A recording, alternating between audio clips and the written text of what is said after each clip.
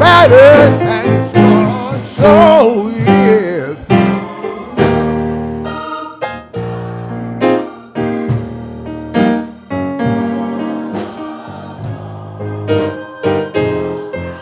tell me where.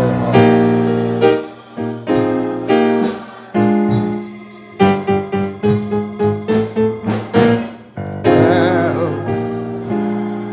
Psalm 124.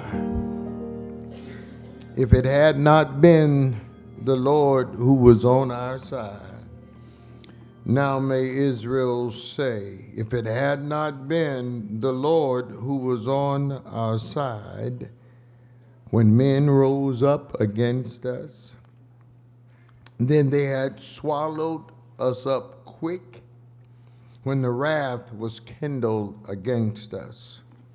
Then the waters had overwhelmed us, the stream had gone over our souls. Then the proud waters had gone over our souls. Blessed be the Lord, who hath not given us as a prey to their teeth.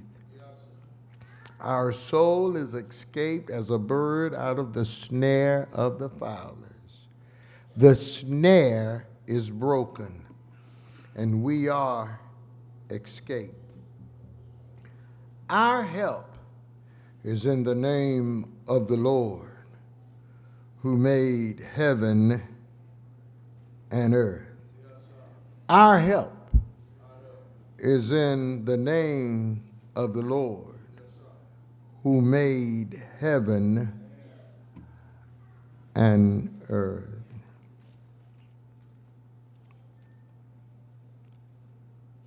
My brothers and sisters, as I studied this particular passage, it reminds me that it could have been another way. But for God, it would have been another way. When I think in terms of my own merit, it really should have been another way.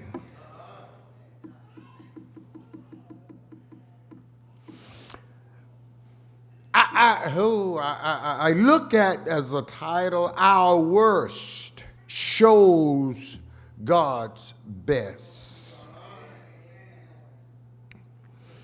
And my brothers and sisters, this 8-verse passage shows the past, the problem, the protection, as well as the praise.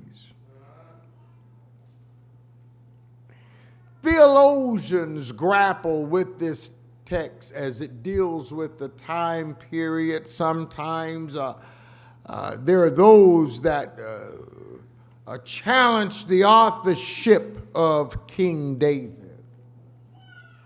Because definitely, without a doubt, the text reflects someone who has gone through something.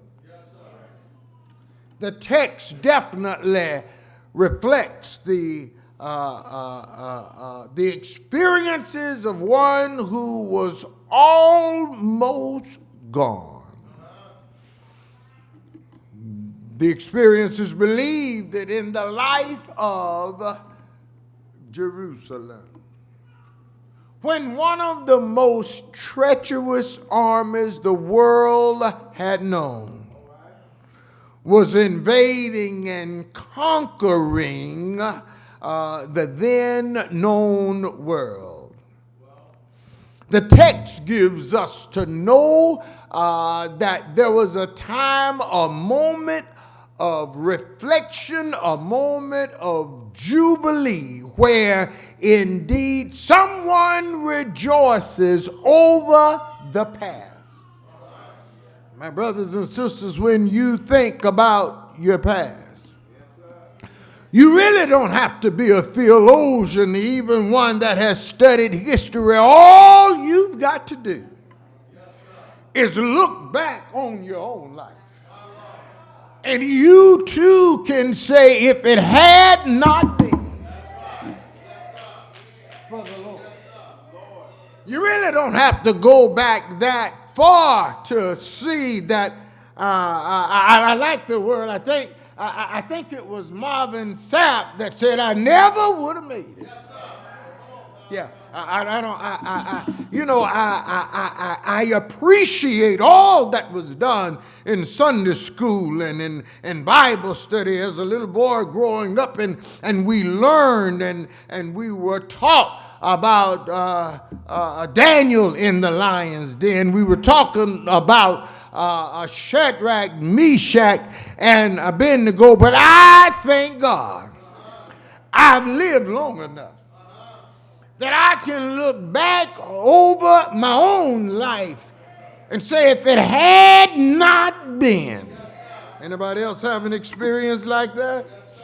You know, there come a time to where you must reflect not on Uncle Ben's testimony. I thank God for 1944 when a 94 and 95-year-old Deacon can still remember eating beans and oxtails. Still remembers when a shell would hit near on the street, but then one would come right in the mess hall and kill many around him. But his testimony is, I didn't get a scratch on me. You can sit there acting all funny if you want to, but ask him, he'll tell you, if it had not been. It didn't have to be this way. It really didn't have to be this way in any of our lives. We've all had some encounters. We've all had some close calls. Won't you just stop and think about that for a moment? That if this thing hadn't happened, and if that thing, you may have called it a coincidence at the time or a freak accident at the time, but I'm trying to tell you it was nothing but God's divine providence. That even when you were dead wrong, he hedged about you.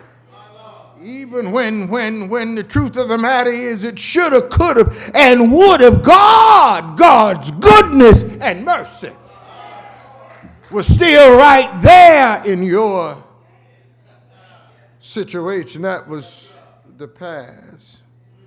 My brothers and my sisters, even when we look, my brothers and sisters, and we notice the words and the phrases that are constantly repeated. As we notice our text, he said, when men rose up against us.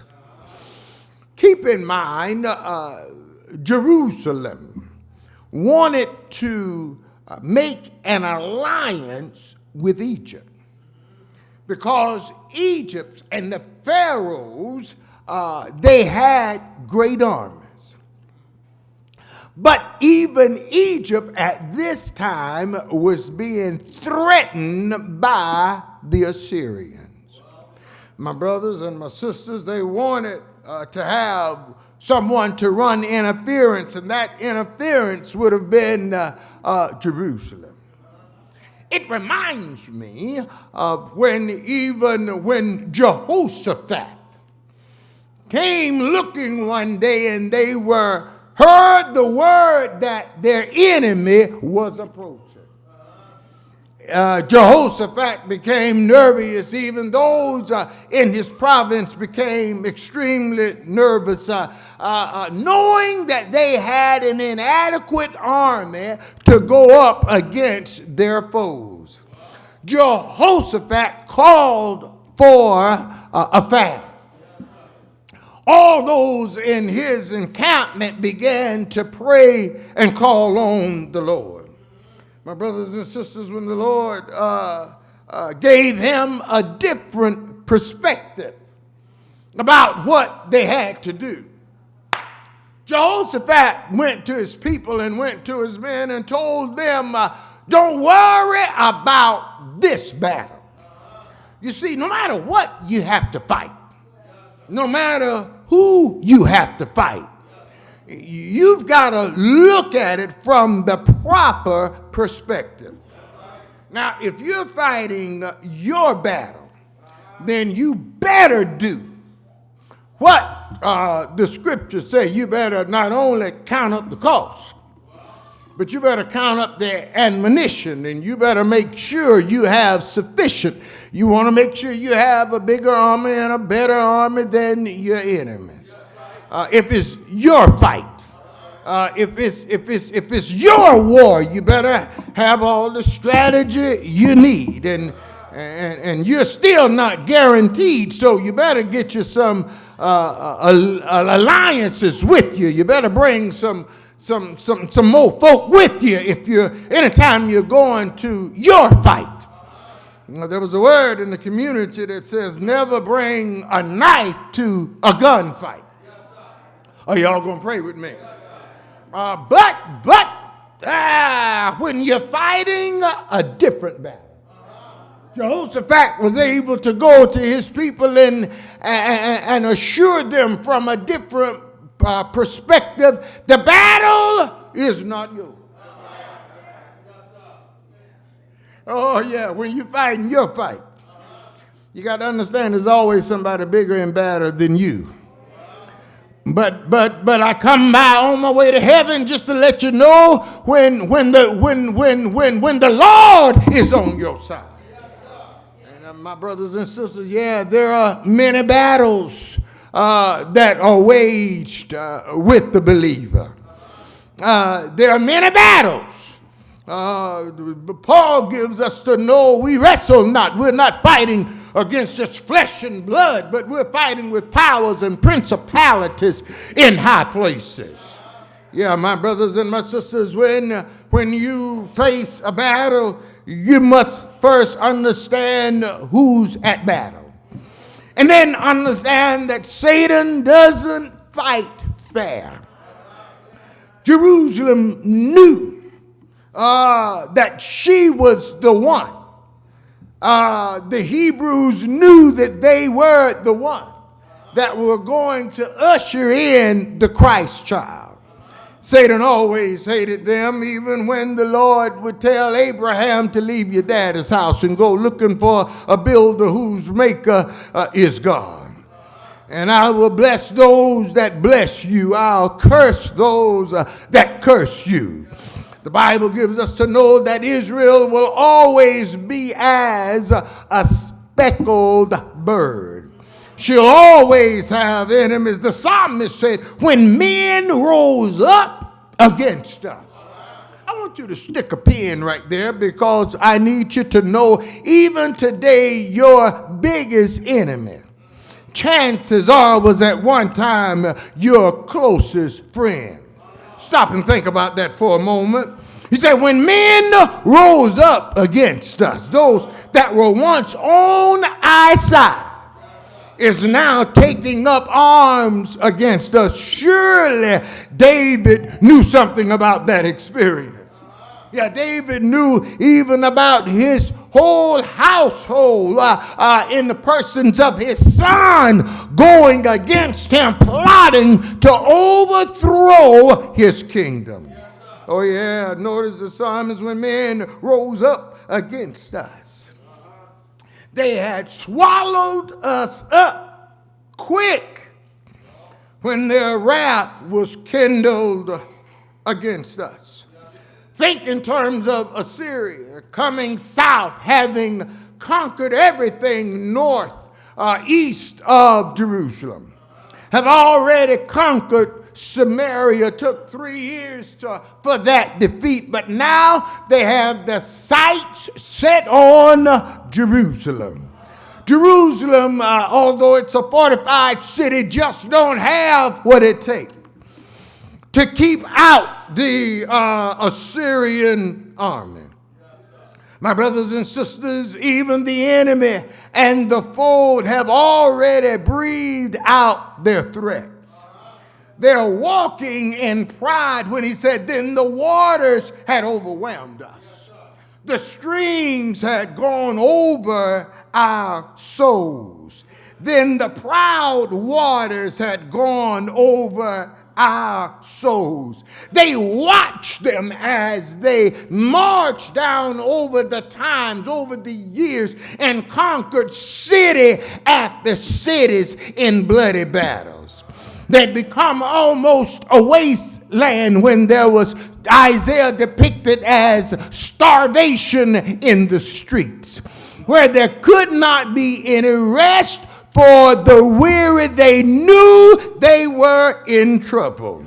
They were a threat to all living humanity, and then they knew it and bragged on it. But thanks be to God. Blessed be to God that God is a God of protection. Even though you may have a problem, there is a God who's able to protect. They saw themselves as prey to their teeth. He depicts it as though if you would be in the woods and then there comes the threat of a lion, and you have nothing to guard yourself with. You notice in verse 7, he said, our soul is escaped as a bird out of the snare of the fowler. The snare is broken, and we are escaped. Let me just ask a real quick question. Has anybody ever gone through something, and when you look back on it, you thought you really would have and should have died in the midst of it? But somehow, some way, nobody but the Lord. It would have. It could have. The truth of the matter, it should have killed me. But if grandmama was here right now, she'd sing the song, Nobody But You, Lord. Nobody but you. When I was in trouble, you brought me over. Nobody but you. This psalm is a psalm of reflection. This psalm causes us to think back over the years, over the days, over the many months when if it had not been for the Lord who were on our side, we were indeed just as vulnerable as a bird for the fowler. But thanks be to God, we have a God that watches over even the sparrow. We have a God that will cause a worm to fall that the sparrow may get a bite to eat. Thanks be to God that every time you fell in a ditch, you found out that God's bloodhounds was on your trail. And even when you fell in the muck and the mire, it didn't take very long, but goodness and mercy found you in your situation. David rejoiced with Jerusalem as they reflect with honesty and said, if it had not been for the Lord who were on our side, if it had not been for the Lord who were indeed on our side when men rose up against us. Now, my brothers and sisters, I got good news for you. You really don't have to be a theologian. You really don't have to be a historian to understand the contents or to appreciate the contents of this particular passage. All you've got to do is have a memory. and be honest enough to dare to remember where you've been, and you too can say, if it had not been for the Lord who were on my side, if it had not been for God, when I was traveling down the road, you know, Minister Strong, I heard you say this morning that when you think about Tallahassee, you have to stop and thank God for some of the stuff that took place in Tallahassee. Truth be told is that some of the stuff that went on in Tallahassee, thank God it stayed in Tallahassee. Truth be known, a lot of the stuff you ain't even told nobody. And you ought not tell nobody but the Lord. But you ought to get in your prayer closet and just be honest enough with yourself and say, if it had not been for the Lord who was on my side. Because when you reflect about it and think about what you've gone through, had you got caught, you would have been in jail. Had you not been converted, you probably already would have been in hell.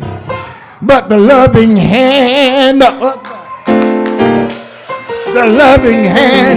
God, when you were dead wrong, in the booth, in the back, in the corner, in the dark, the Lord said, let me hedge this boy. He didn't have enough sense to recognize the danger that he's in. Could have had some of your buddies with you on the lookout. But the truth of the matter is they didn't have your back. And they didn't really have a shield for you. So the Lord dispatched an angel and said, guide him all the way through and protect him from the hurt, the harm, and the danger.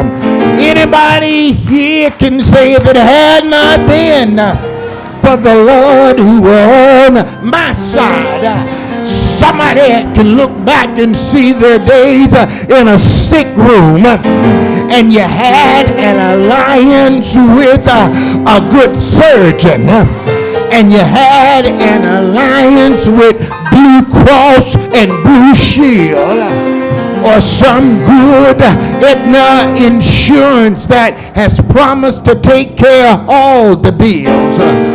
But the body just wasn't cooperating with the doctor or Blue Cross and Blue Shields. You see, there are some things that insurance just can't take care of. There are some problems that's too big for the doctor. But I'm so glad that the Lord can. And I found out that the Lord will. He's able to go in areas where the doctor just can't go. The skillful surgeon hands of the doctor, he's able to make an incision, and he's able to go down and look where the problem is. But only the mighty hand of a healing God can go down to where the bone and the marrow meet and touch a feeble body and heal a sin-sick soul.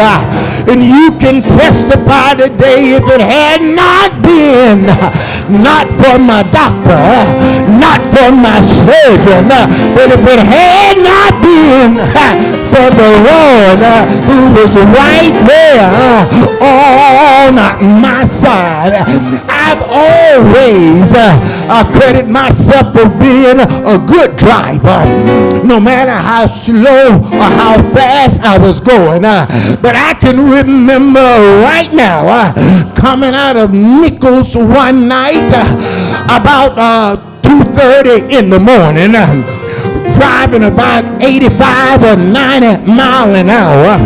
A drunk man was meeting me and came over in my lane, and the only thing I could do was snatch the steering wheel, and the car went down in the ditch at 90 miles an hour, just going down the side of the road. And I held the steering wheel, and I'm trying to get the car back up on the road, and the front wheel hit the pavement and went down on the other side of the road.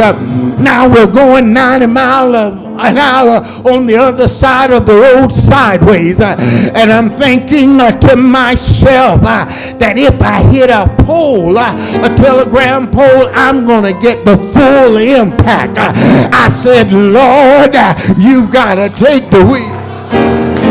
My God knows how to drive a 76 Grand Prix that's out of control. Nobody but the Lord.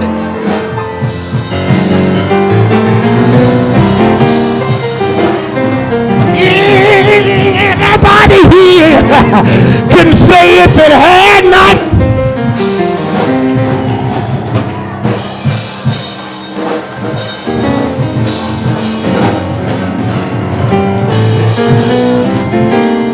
nobody but you, Lord. Nobody but you. Nobody but. Oh yeah, nobody. Can I get a witness here? Oh, when I was in, I declare you brought me over. Nobody but. Anybody ever been on a sick bed?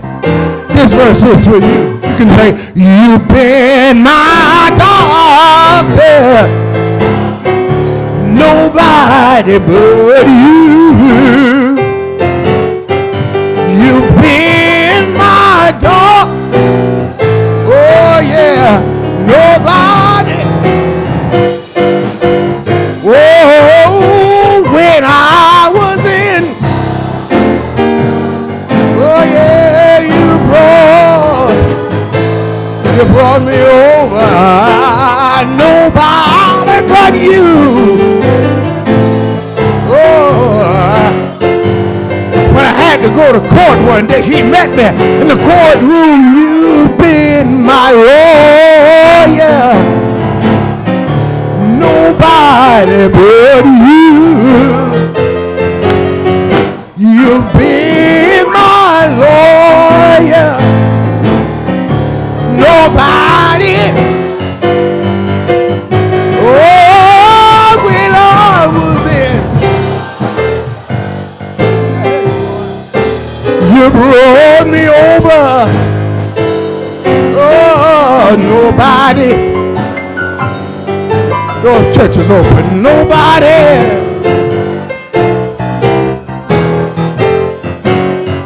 Nobody but you, Lord.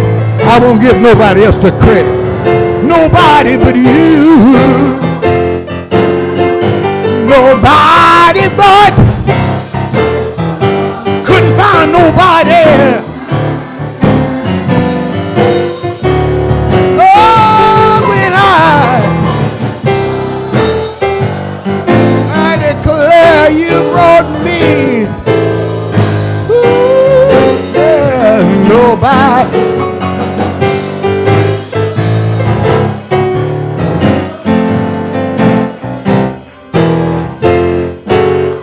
Nobody but you, Lord.